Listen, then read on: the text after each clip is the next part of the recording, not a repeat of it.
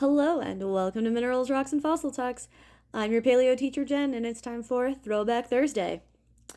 This is Utahraptor ostromesi.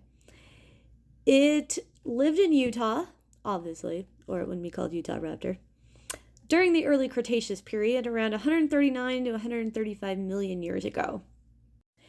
It was discovered by Jim Jensen in 1975 near Moab.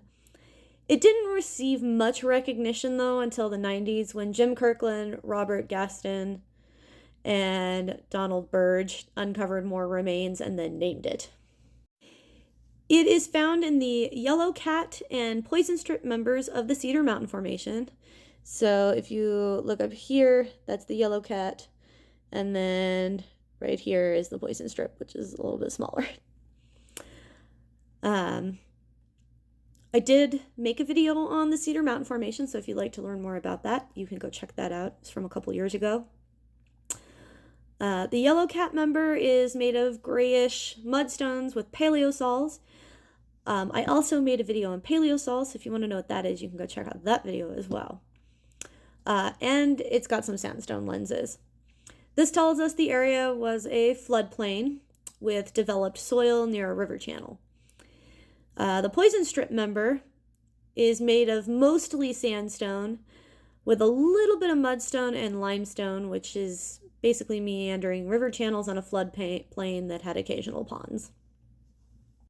Utahraptor lived alongside other dinosaurs like Gastonia, Sauropelta, Cedrorestes, Hippodraco, Iguanocolossus, Planocoxa, Cedarosaurus, Mierosaurus, Moabosaurus. I don't know if you guys can hear the wind, but seriously, there's like thunderstorms supposed to be coming in today, but it's really whipping the trees out there. Anyway, Venenosaurus, Falcarius, Gemini Raptor, Martharaptor, Ned Colbertia, and Yurgovuchia.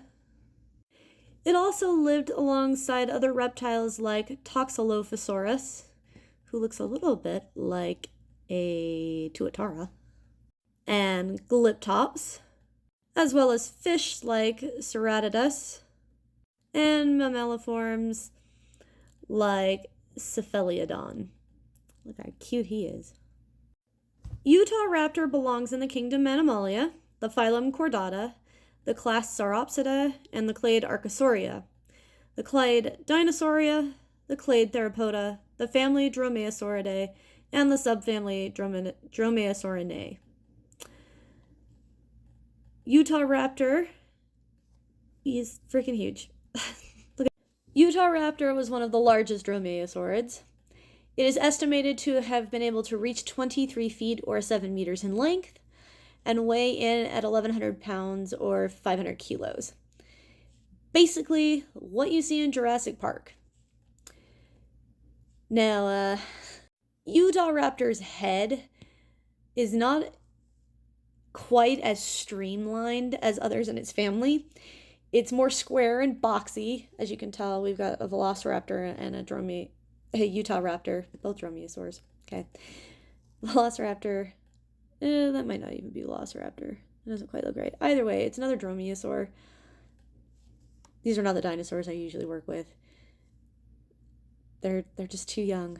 Jurassic. Anyway, his head is square and boxy, and if you look at his bottom jaw, it actually turns down, giving it a bit of a derpy lip and sticking those bottom teeth out. So if you kind of pull your lip out like this and pretend you have teeth right here, you would look like a Utahraptor. Kids might have more fun with that. I don't know. He was not the fastest dromaeosaur, but what it lacked in speed, it gained in its ability to kill. It has been suggested that Utahraptor's weight would allow it to retain balance while kicking at prey, freeing up its hands so that it could use those to dispatch their prey. It may have also relied on its robust jaws to kill as well. And it's also possible, especially along with ongoing research of the famous Utahraptor block pictured here, which is a 9-ton block of rock that has multiple Utahraptor and other dinosaur in there. Utahraptor might have hunted in packs, lived in groups, kind of thing. So, as we continue to uncover things out of this massive block, we continue to learn about it. So thanks for coming to today's lesson. Make sure you tune in tomorrow to come on a field trip with me to see some of the oldest rocks in Utah. And I will fossilize you later.